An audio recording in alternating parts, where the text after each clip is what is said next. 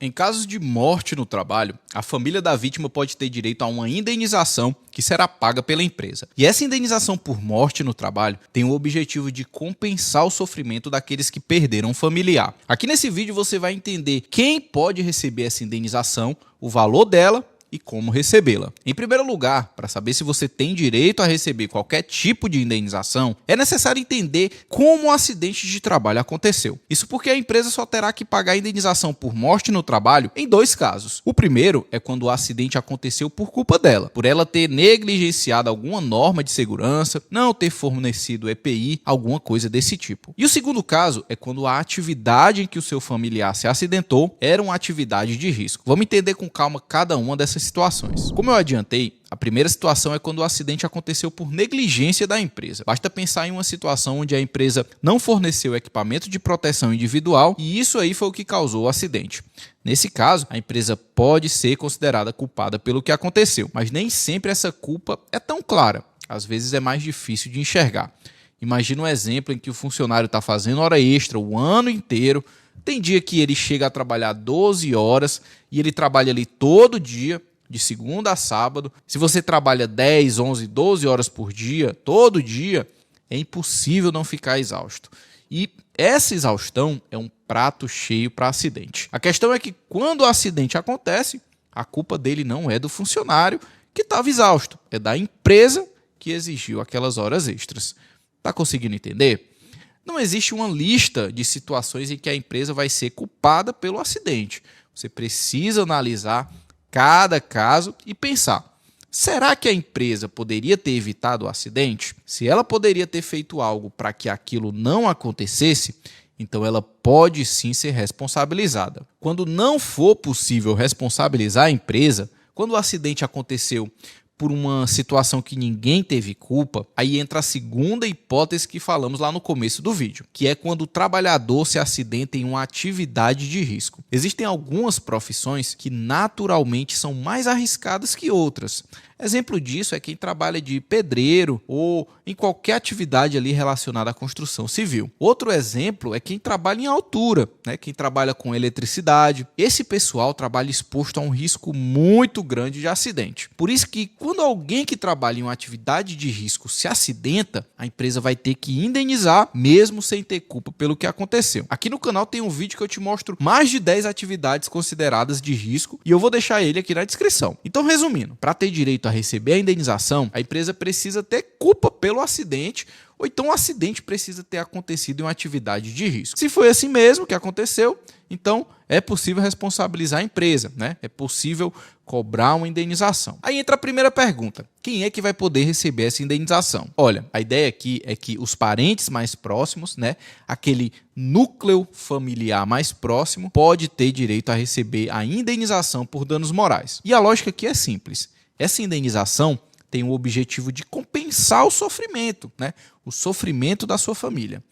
Mas a gente precisa ser bem crítico em relação a isso, tá bom? Não dá para achar que um primo distante, um tio de quem se acidentou vai conseguir uma indenização, tá certo? Aqui eu estou falando de familiares próximos, irmãos, filhos, pais, avós.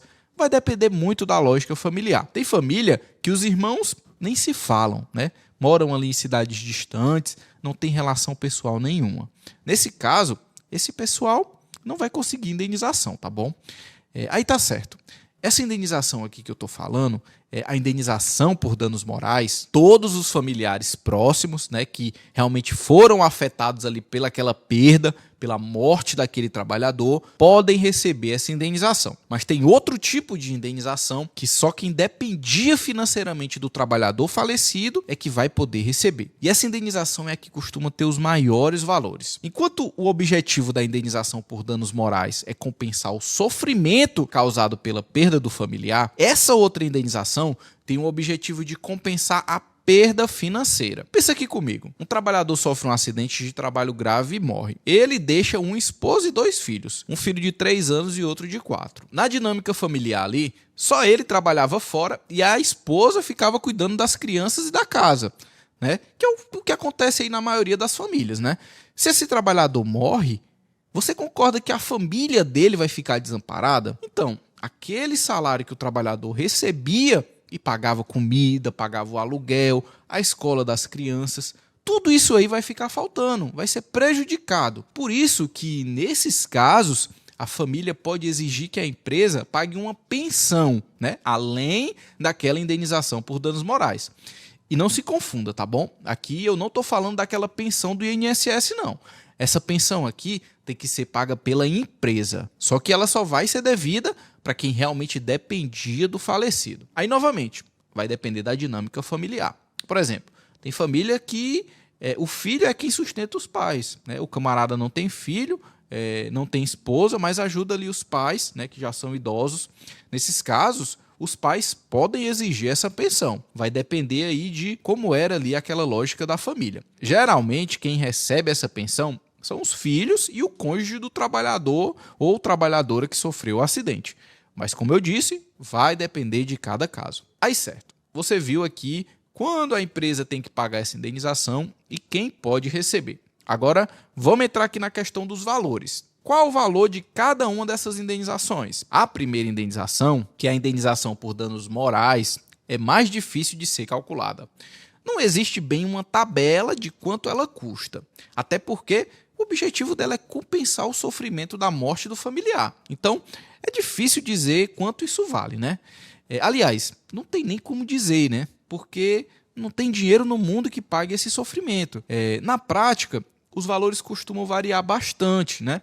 De acordo com o familiar. Por exemplo, o valor pago a um irmão é inferior ao valor pago ao cônjuge e aos filhos.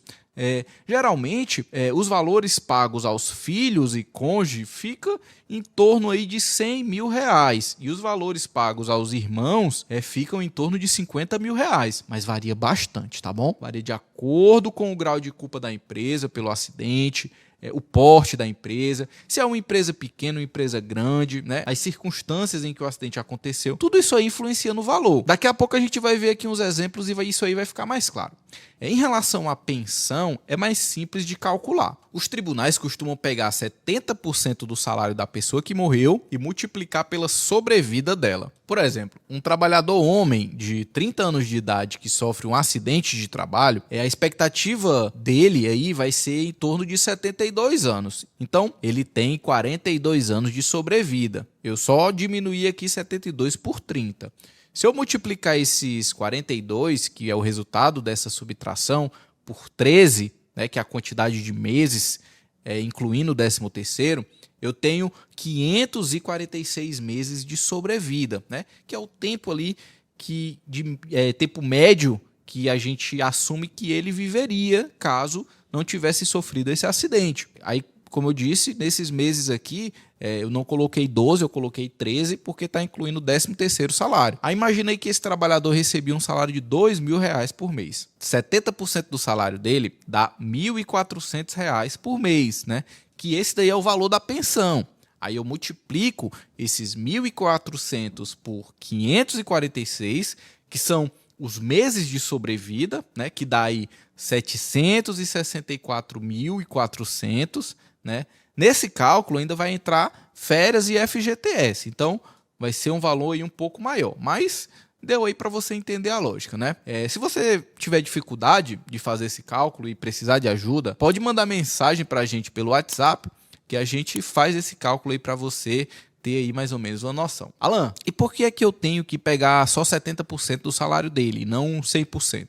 Então, se essa pessoa estivesse viva, ela teria os gastos com ela mesma, né? Os gastos ali pessoais dela, concorda? Esses 30% seria ali uma média que ela gastaria com a sua própria sobrevivência, né? Que não iria para os dependentes.